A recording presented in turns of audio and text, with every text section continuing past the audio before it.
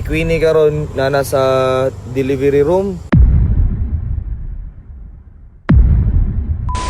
Ato diri ron sa gawas ospital sa parkingan kay bawal mag-video sa ospital, so maningkamot lang ko nga makakuha og clip gamay inigawas ni Queenie og unsay resulta para ma-share sa namo ninyo kung unsay natabo sa baby. So paabot lang ta. So guys, karon na nata sa gawas sa ospital kay si Queenie ito ana sa delivery room. Nag-spotting gyud siya kaayo, ika 4th day, ika upat nga adlaw na ron niyang spotting. Nya murag dili na gyud normal kay dagko na kayo ang dugo, nagapul-apul na nya kusog. Nya mo na nag-uol na mi kay basin maunsa na ang bata. Kay pag first na mong pa-check up mga 6 weeks siyang buntis, pagpa ultrasound ni ang nakita is ang balay ra sa bata. So wala pa ang bata, nya mo to gi-advisean mi nga after 2 weeks mabalik mi magpa-check up, which is karon. So among gibalik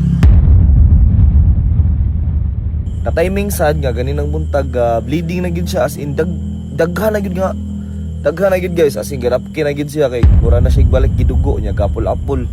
Nya nag-uol kayo mi kay basin maunsa na ang bata ba. Tabangay ko yung ampo guys nga mayunta nga okay ra ang baby og hinaot nga healthy silang duha unta, wala unta mahitabo nga maot.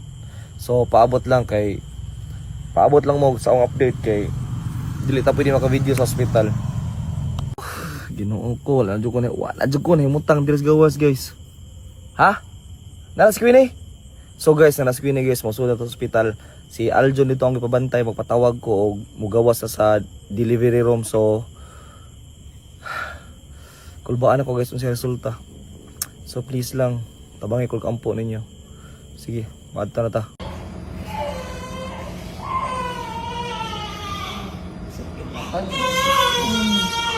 Sakit ng puso. Ilang kaya ipapalit mo na siya nakatong tambal na isuksok ni Doc.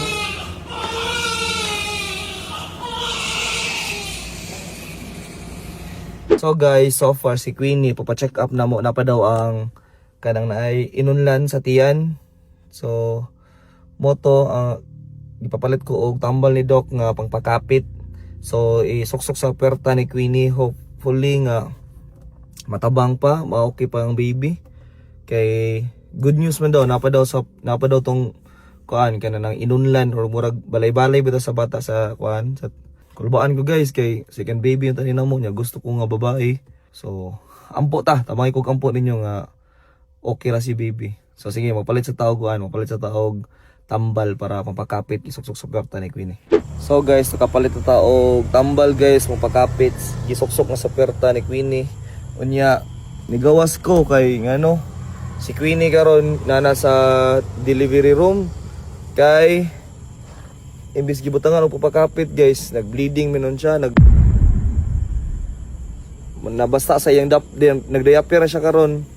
Unya napuno na iyang diaper og dugo, so mo to nagtawag kog nurse.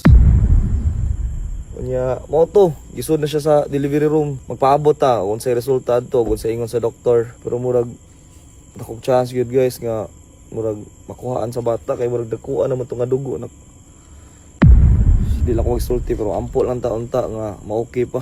So kunya guys, ma-update ra ko.